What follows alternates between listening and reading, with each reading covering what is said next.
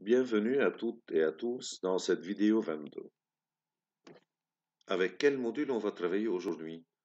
SciPy, Scientific Python. Comme son nom l'indique, à quoi il va me servir? À effectuer un travail scientifique.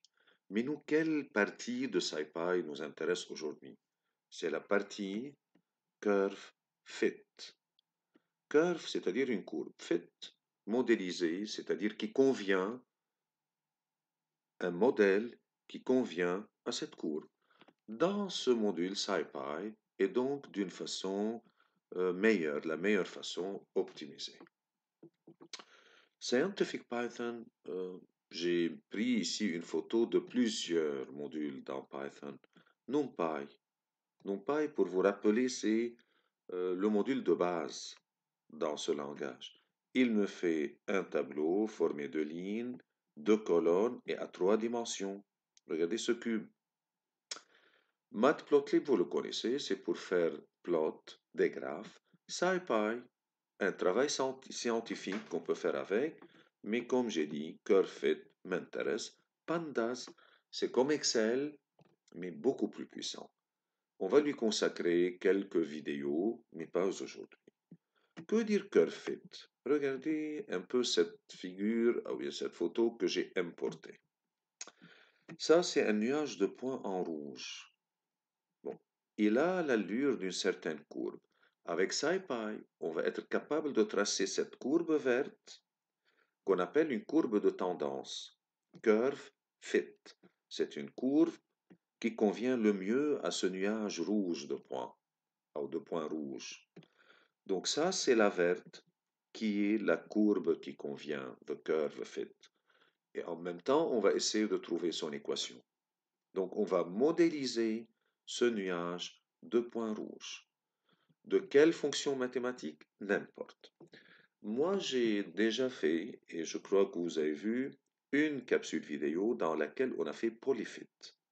Tous les polynômes, on avait essayé de les modéliser. Aujourd'hui, on va essayer avec n'importe quelle équation mathématique.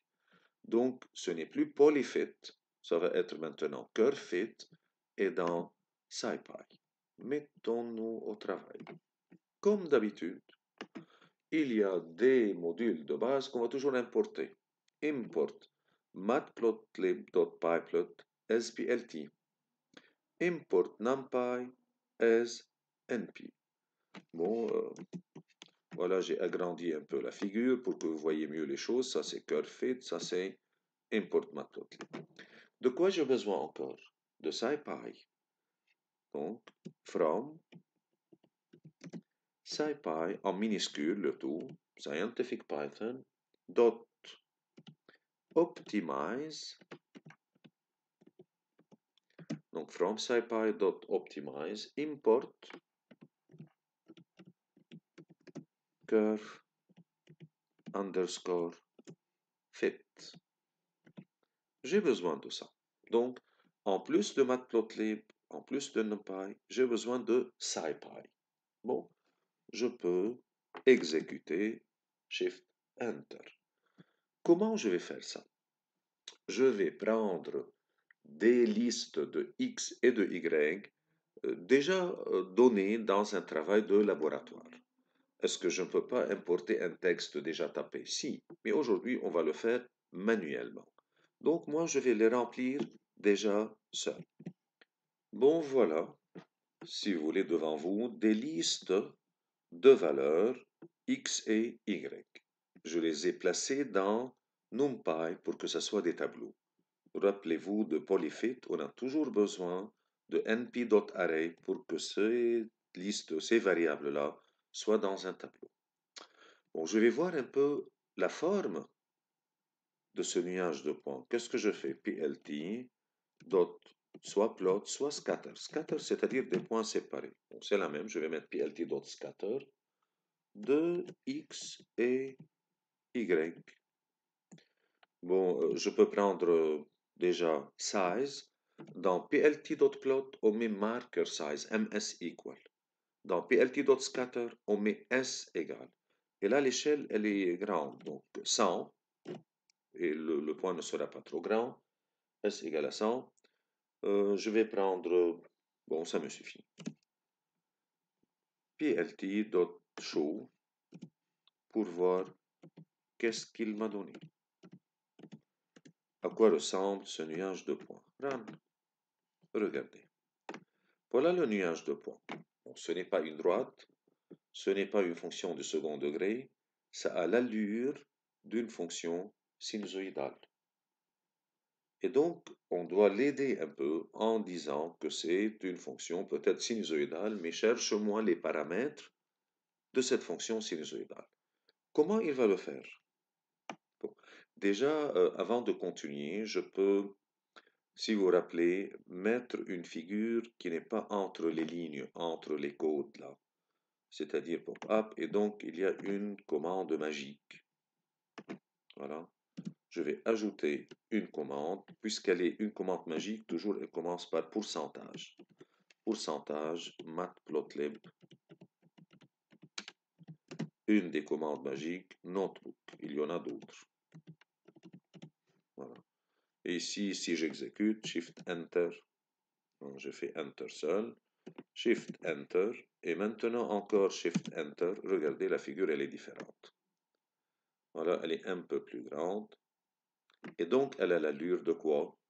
D'une fonction sinusoïdale. Comment faire pour trouver la modélisation? Ce n'est pas très difficile, regardez. Après, disons plt.scatter, je vais définir une fonction f. Define une fonction f ayant comme abscisse x et comme paramètre a, b, c. Étant une fonction, je dois mettre deux points, enter, regardez l'indentation, le décalage.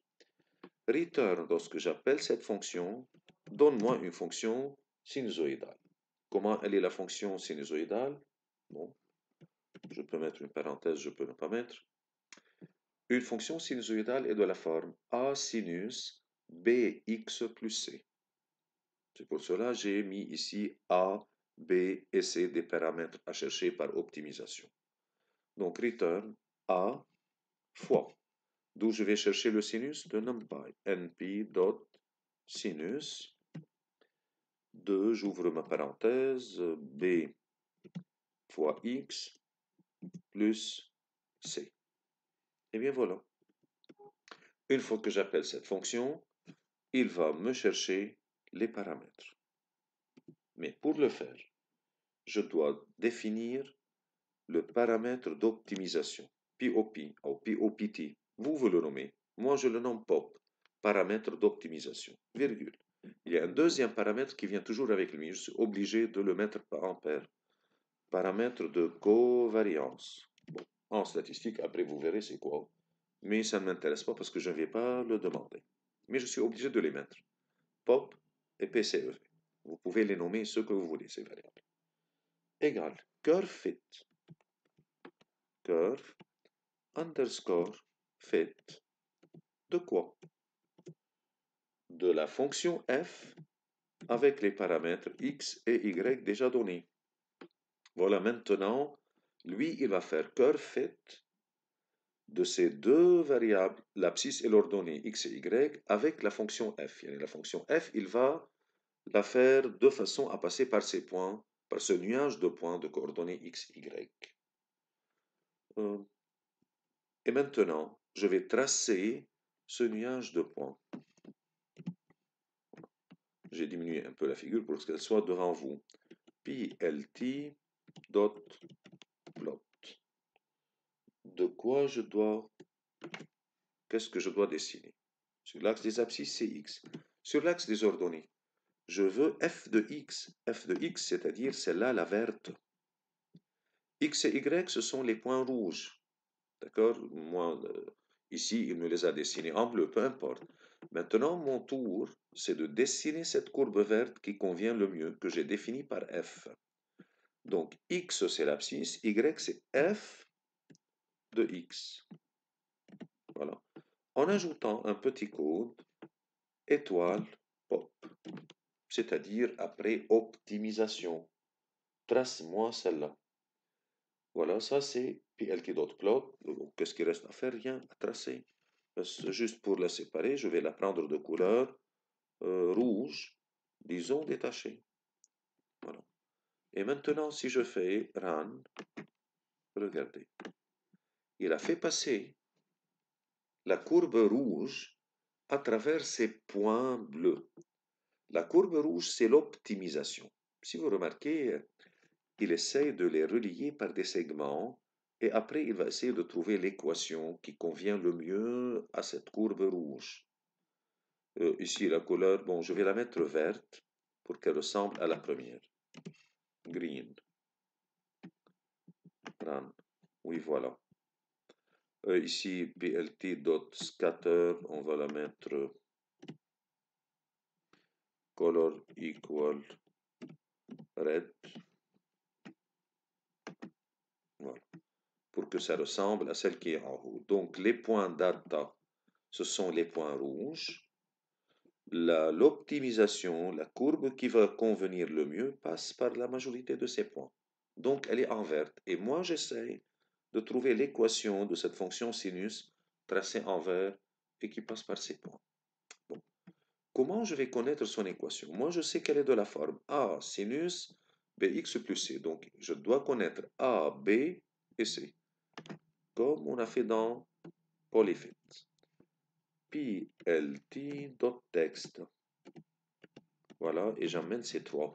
Comme je peux faire print A, print B, print C, je les aurai en bas. Je vais faire plt.text, où je vais mettre le texte, je vais regarder ma figure. Bon, je vais le mettre à ce niveau 3, à ce niveau A. Ici, on n'a pas de point rouge, il écrira ici. C'est-à-dire en 1 et 1. Donc, il commence par là. D'accord. Donc, plt.text, entre parenthèses, 1,1, qu'est-ce qu'il va me mettre? String. Il va me mettre une phrase où je vais comprendre tout ça. Quelle est cette phrase? Bon, je peux dire y égale. Comme on a dit là-haut, c'est A par sinus. A, je mets crochet vide, il va me le remplir. Par sinus. Sinus de quoi? J'ouvre ma parenthèse ici. Crochet vide par x plus crochet vide. Bon. Je sors de ces strings, de cette chaîne de caractères, d'autres formats. C'est la méthode que moi j'aime, si vous vous rappelez. Qu'est-ce que je vais mettre? Quel paramètre? Le paramètre pop de rang 0. On a trois paramètres d'indice 0, virgule. Le paramètre d'optimisation d'indice 1, virgule. Le paramètre d'optimisation d'indice 2. J'ai trois paramètres. Maintenant, si vous vous rappelez, il va me les mettre ici des nombres réels avec trop de chiffres après la virgule. L'une des méthodes. Je mets 2 points, dot de f. C'est-à-dire, donne-moi deux chiffres après la virgule uniquement. De même ici. 2 points, dot de f. De même là. 2 points, dot de f.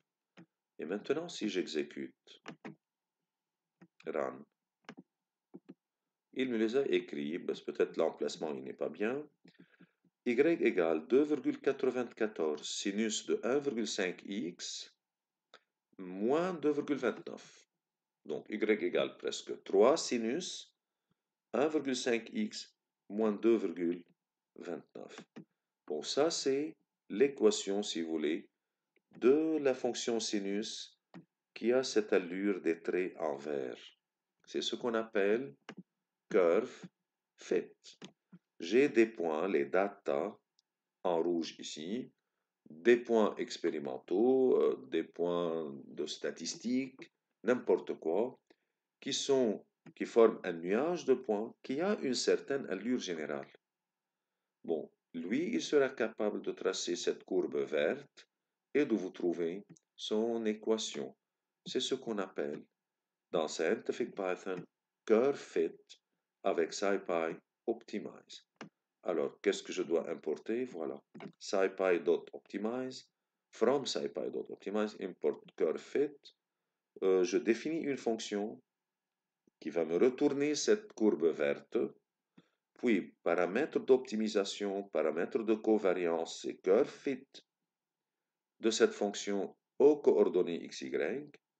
Plt.plot de x et f de x.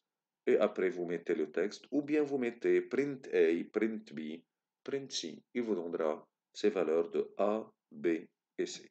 Ou bien pop 0, print pop 0, pop 1, pop 2. Ça, c'est une. Bon, je vais passer sans l'écrire à une deuxième qui est du troisième degré. Voilà, toujours dans SciPy. Je l'ai faite. Import matplotlib as pyplot, .pyplot splt, numpy as np, scipy, optimize, curveFit. X, je l'ai cherché de numpy. Y, elle a cette forme. Plus, j'ai mis ici ce qu'on appelle en anglais noise. C'est-à-dire, j'ai demandé à numpy de me chercher des nombres aléatoires de façon qui appartiennent à la courbe normalisée. X.shape 0, c'est-à-dire que ça soit sur l'axe des x, divisé par 20. Un nombre aléatoire divisé par 20, donc il est petit. Plt.xy, regardez qu'est devenue cette fonction du troisième degré. Ces points bleus. Les points bleus sont les data. Moi, j'ai modélisé avec cette courbe rouge. D'accord? J'ai modélisé avec cette courbe rouge. De quelle façon? De la même façon. J'ai remarqué que c'est du troisième degré. Ça, je l'ai généré pour que je puisse avoir des data. Mais en regardant, c'est du troisième degré, je dis define f x abcd return ax3 plus bx2 plus cx plus d, paramètre d'optimisation, covariance, curveFit, plt.plot, la même façon. Regardez ce que j'ai obtenu.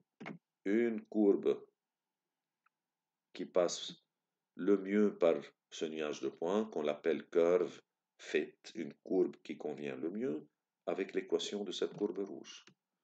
Et de même, si je travaille avec une fonction exponentielle, la même chose. Voilà, j'ai un nuage de points avec un certain pointage. Voilà la modélisation. J'espère que vous avez profité de ce SciPy, de cette vidéo de curveFit, parce qu'on avait déjà fait PolyFit, et avec ça, vous êtes capable de modéliser n'importe quelle série de points, quel nuage de points. Je vous remercie et à bientôt.